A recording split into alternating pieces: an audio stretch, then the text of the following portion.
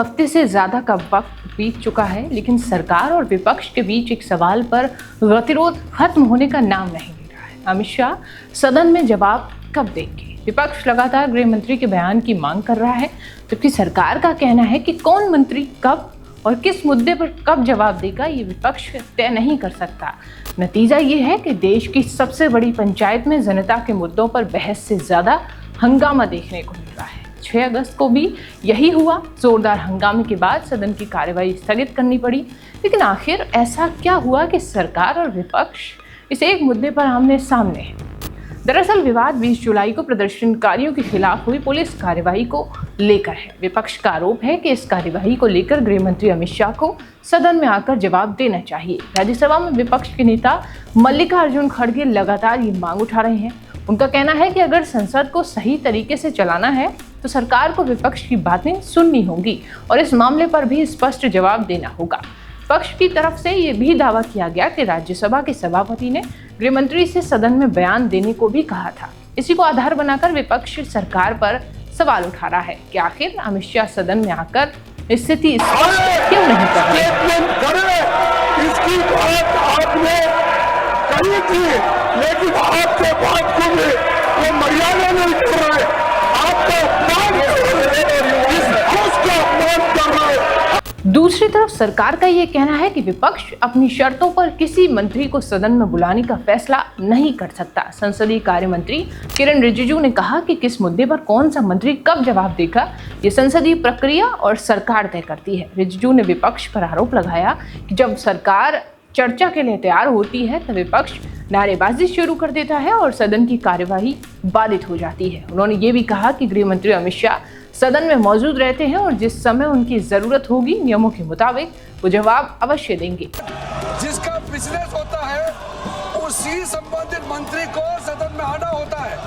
आप यहाँ demand direction नहीं कर सकते कौन से मंत्री आना है और किसको जवाब देना है, वो सरकार तय करता है और चेयर तय करता है। इसलिए आप लोग हाउस को डिस्टर्ब करने का, देश को गुमराह करने का ये नाटक बंद करना चाहिए। रिजिजू ने विपक्ष के अमित शाह जवाब दो वाले नारों पर तीखी प्रतिक्रिया देते हुए कहा कि विपक्ष हंगामा करके चला जाता है, जबकि गृह मंत्री अमित शाह सुबह से देर रात तक सदन के अंदर रहते हैं। उनका कहना था कि जिस सदन में जिस दिन चर्चा शुरू होगी उस दिन गृह मंत्री जवाब देंगे, उस दिन विपक्ष को उनका जवाब सुनना पड़ेगा।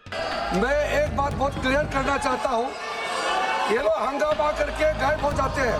होम मिनिस्टर अमित शाह जी सुबह सुबह पार्लियामेंट में आते हैं और देर रात को ही वापस आते हैं। दिन भर वो पार्लियामेंट में ही रहते हैं। ये नारा लगाने का जो तरीका है वो गलत है।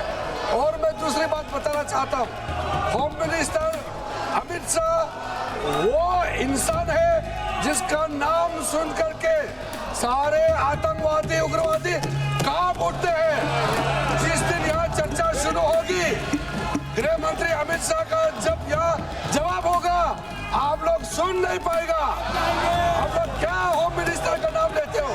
यानी विवाद अब 2 सीधी मांगों में बदल गया। विपक्ष कह रहा है कि अमित शाह खुद सदन में आए और 20 जुलाई की पुलिस कार्यवाही पर जवाब दें, बल्कि सरकार का कहना है कि मंत्री कौन होगा, कब जवाब देगा, इसका फैसला संसदीय नियमों के मुताबिक होगा, न कि विपक्ष के दबाव। इसी टकराव का असर सदन के कामकाज पर भी देखने को मिला। विपक्ष अपनी मांगों से पीछे हटने को तैयार नहीं है और सरकार भी ये मानने को तैयार नहीं है कि विपक्ष किसी खास मंत्री की मौजूदगी की शर्त रखकर सदन की कार्यवाही तय करे।